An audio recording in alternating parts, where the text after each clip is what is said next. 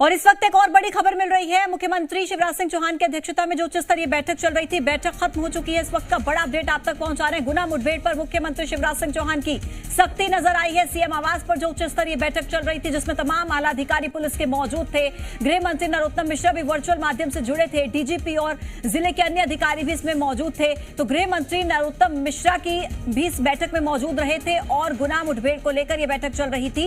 बैठक खत्म हो गई है। गुना मुठभेड़ से जुड़ी बैठक का ये बड़ा अपडेट आप तक पहुंचा रहे हैं मुख्यमंत्री शिवराज सिंह चौहान। इस बैठक पर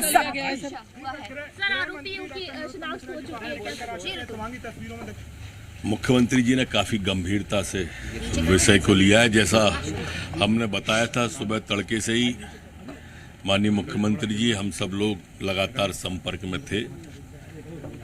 जो फायरिंग सुबह हुई थी, क्रॉस फायरिंग में, उसमें हमारे 3 पुलिस के जवान मरे थे और जो पुलिस ने फायरिंग की थी, तो अभी जो नौशाद पुत्र निसार, उसको भी गोली लगी थी। उसकी डेड बॉडी ग्राम बिदौरिया में पुलिस को मिल गई है। सारे नाम क्लियर हो गए हैं और बहुत सख्त कार्रवाई उन सब पे की जाएगी। ये अपराधी कहाँ के हैं बताया जा रहा है? मैंने बताया ना, एक अभी जो नाम आए हैं वो शाडोरा के एक हैं, बिदौलिया का एक है, बिदोनिया का भी एक है। ऐसे सब लगभग नाम 7 लोग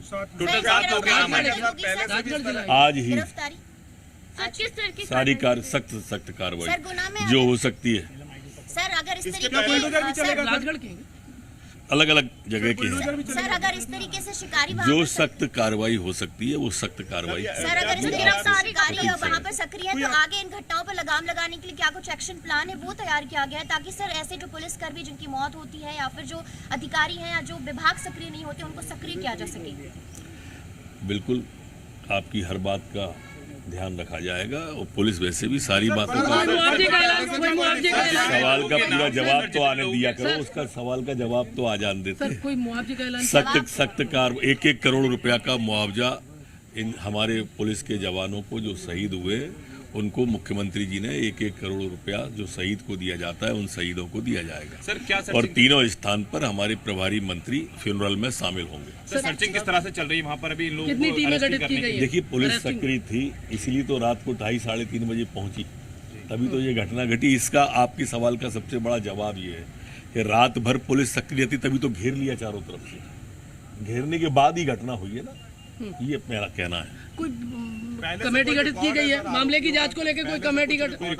आपराधिक सारे निकाल के आ जाएंगे। अभी कहना थोड़ा जल्दबाजी हो जाएगी। आज अरेस्टिंग हो जाएगी। कोई कमेटी का गठन हुआ है क्या?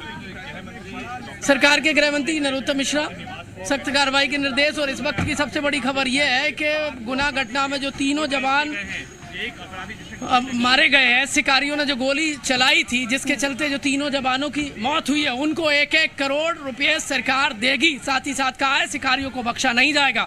इस वक्त की सबसे बड़ी खबर और गुना घटना का सबसे बड़ा अपडेट यही है कि जो नौशाद नामक युवक है, जो शिकारी था, जिसको पुलिस की तरफ से जो गोली चलाई गई थी, उसकी डेड बॉडी मिली है। इस वक्त का सबसे बड़ा अपडेट। सीएम हाउस में चल रही उच्च स्तरीय बैठक खत्म हो गई है। शिकारियों के सफाई के निर्देश दिए गए हैं। कैमरामैन नंदन विश्वास के साथ प्रमोद शर्मा, जी मीडिया, भोपाल। तो गुना मुठभेड़ से जुड़ा ये बड़ा अपडेट आप तक पहुंचा रहे हैं। उच्च स्तरीय बैठक खत्म हो चुकी है। गृह मंत्री नरोत्तम मिश्रा को भी आपने सुना, उन्होंने कहा कि सख्त से सख्त कार्रवाई की जाएगी। इसके अलावा जो 3 पुलिस जवान शहीद हुए हैं, उन्हें 1-1 करोड़ का मुआवजा देने का ऐलान भी किया है। प्रमोद मेरे सहयोगी जुड़ रहे हैं अपडेट्स के साथ। प्रमोद, उच्च स्तरीय बैठक खत्म हो गई है, कई बातें निकलकर सामने आई। एक तो गृह मंत्री ने सीधा कहा कि 1-1 करोड़ का मुआवजा दिया जाएगा, जो शहीदों को दिया जाता है। इसके अलावा यह भी बताया कि एक शिकारी जो मारा गया है, उसकी डेड बॉडी भी सामने आ चुकी है। लेकिन सबसे बड़ा सवाल प्रमोद ये है कि वहां पर जो मौजूद रहते हैं शिकारी, जो सक्रिय रहते हैं, अब आगे इस तरीके की घटना ना हो, उसके लिए सरकार का क्या एक्शन प्लान है?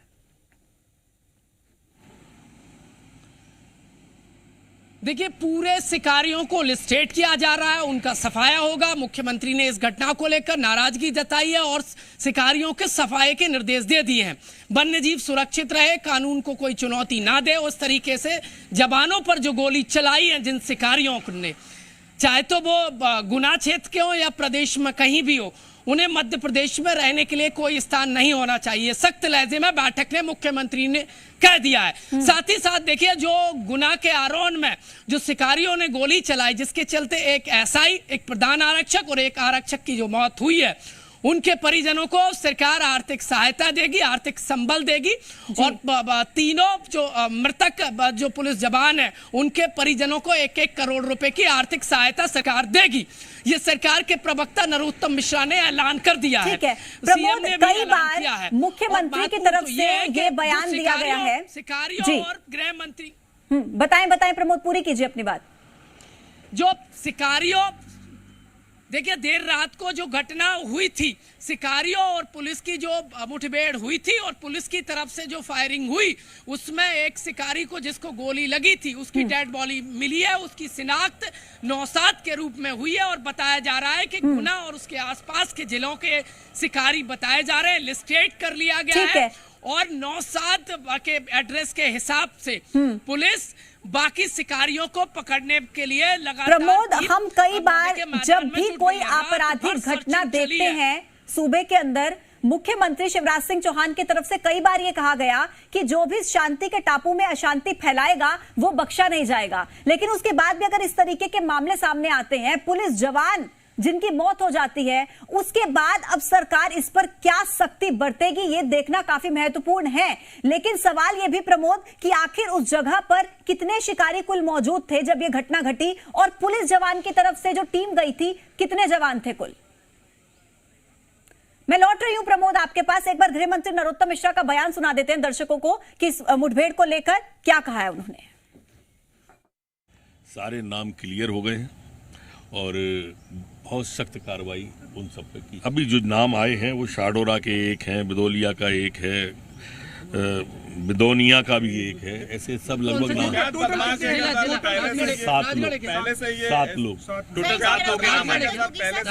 आज ही सारी सख्त कार्रवाई जो हो सकती है।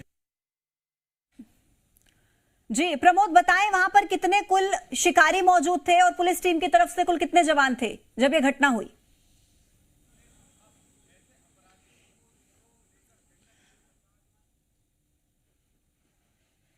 सीएम ने सख्त कार्रवाई के निर्देश दिए हैं। आर्थिक संबल दिया जाएगा जो जवानों के मृतक परिजन है। सबसे बड़ी खबर तो मैंने आपको बताई कि जो शिकारी जिसको गोली लगी थी, जिसकी डेड बॉडी मिली है, उसका नाम नौसाद है। नौसाद के एड्रेस के आधार पर बाकी शिकारियों को पकड़ने में टीम मैदान में जुट गई है। कुछ को हिरासत में भी लिया गया है। लेकिन जो खबर निकलकर सामने आई है वो ये है कि 7 से 8 शिकारी थे और पुलिस ने चौतरफा घेरा हुआ था। और देखिए, शिकारी, बड़ी बात तो यह है कि शिकारियों के पास ये अवैध लाइसेंस कहां से आए, इन तमाम बिंदुओं पर भी जांच की जाएगी। और ये अवैध हथियार कहां से आए, ये तमाम बिंदुओं पर जांच की जाएगी। और इतनी बड़ी मात्रा में कहां से आए, क्योंकि जिस तरीके से अंधाधुंध शिकारियों ने फायरिंग की है, ये पुलिस को भी संभवतः इसका अंदाजा नहीं था। इसी लिहाज से ये बड़ी घटना इस तरीके की घटित हो गई है। लेकिन अब अलग अलग बिंदुओं पर पुलिस जांच में जुट गई है और दम भरा जा रहा है। गृह मंत्री ने कहा है कि शिकारियों का सफाया होगा। मुख्यमंत्री ने सख्त लहजे में कहा है एक नाजीर ये कार्रवाई बनेगी ताकि एमपी में शिकारी इस तरीके से देखिए शिकार भी ना कर सके।